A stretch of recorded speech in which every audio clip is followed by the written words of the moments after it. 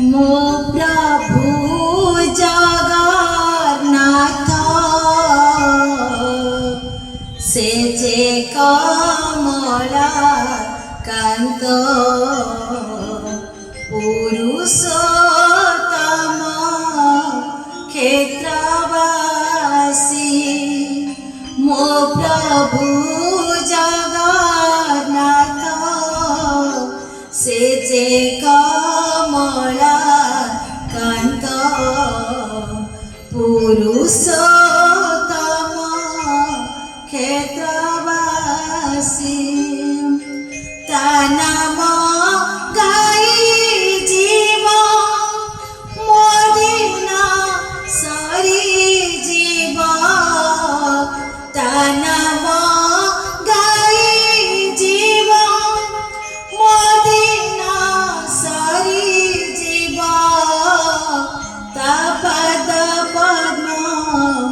अछि भरासी।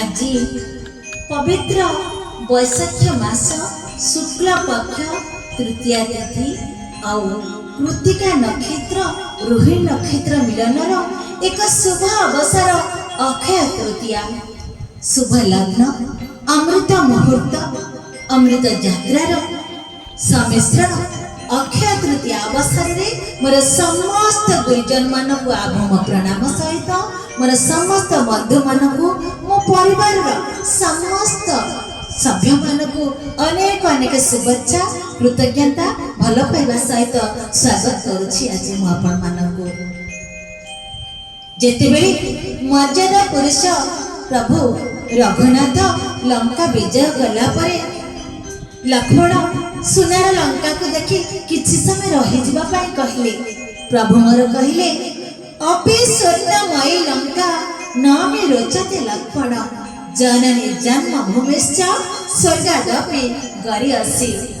मो ओडिसा माटी कृषि माटी मो ओडिसार भाई चासी भाई मो ओडिसार मां एक चासीर पत्नी जे समग्र संसार को मुठे दाना देवा ପାଇଁ ଯୋଗ୍ୟ ଆଉ ସେଇ ଓଡ଼ିଶାର ମହୁଡ଼ ମଣି ଓଡ଼ିଆ ମାଟିର ଯେ ନାୟକ କୋଟି ଜନତାର ଯେ ପ୍ରାଣ ଯେ ଜଗତର ନାଥ ଜଗନ୍ନାଥ ସେଇ କରୁଣାମୟଙ୍କ ଚରଣ ତଳେ ଶତକୋଟି ପ୍ରଣାମ ଜ୍ଞାପନ କରି ଆପଣମାନଙ୍କୁ ଶୁଭେଚ୍ଛା ଜଣାଉଛି।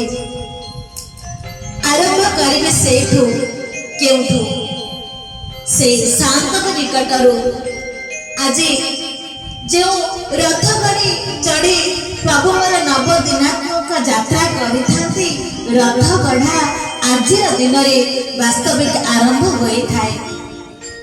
जथा देहि तथा देहि आमे प्रचंड रौद्र तापरु रक्षा पाइबा पाई कष्टरो उपशम लाभ करिबा पाई आमे अनेक यांत्रिक उपकरण सब व्यवहार करिथाउ।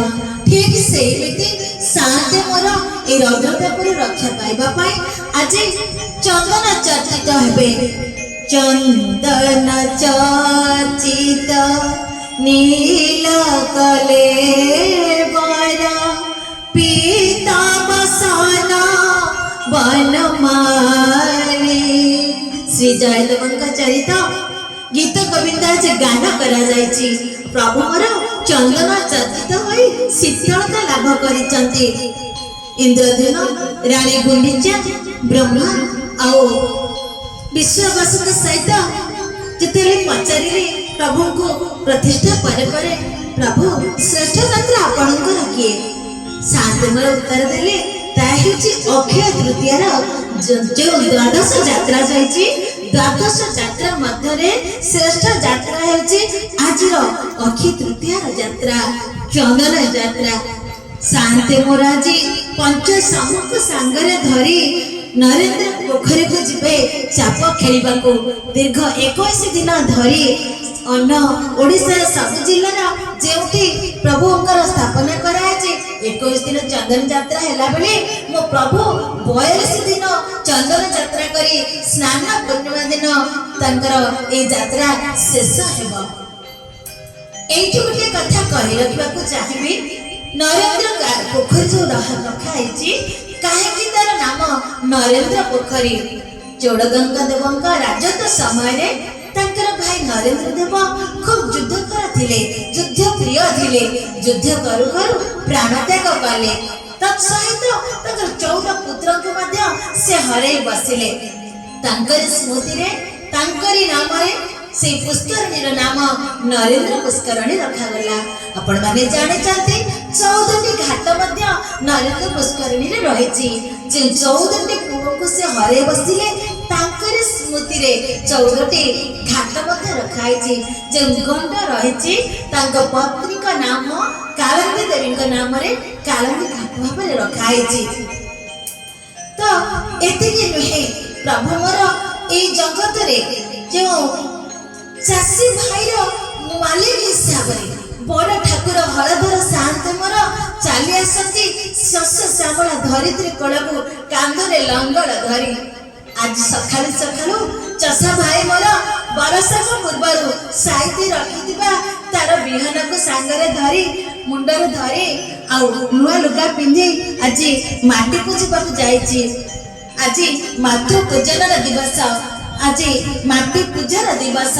ସକାଳୁ ସକାଳୁ ଯେତେବେଳେ ଚାଷୀ ଭାଇ ମୋର ମୁଣ୍ଡରେ ବିହନ ଧରି ନୂଆ ପୋଷାକ ପିନ୍ଧି ଧୋତି ପଞ୍ଜାବୀ ପିନ୍ଧି ବାହାରି ଯାଇଛି କ୍ଷେତକୁ ନା, ସେତିକି ବେଳେ ପତ୍ନୀ ତାଙ୍କର ମା ଲକ୍ଷ୍ମୀ ସାଆନ୍ତଙ୍କୁ ସ୍ମରଣ କରି ଚନ୍ଦନ ସିନ୍ଦୁର ମୋ ଚାଷୀ ଭାଇ ମୁଣ୍ଡରେ ଲଗେଇ ଦିଅନ୍ତି। ବରଷକ ଯାକର ଦାନା ମା ଲକ୍ଷ୍ମୀ ସାଆନ୍ତଙ୍କ ହାତରେ, ଆଉ ବଡ଼ ଠାକୁର ବଳଦେବଙ୍କର ଲଙ୍ଗଳ ମୁନରେ ଓଡ଼ିଶାର ମାଟି ଆମେ ଗର୍ବ କରିବା ସମଗ୍ର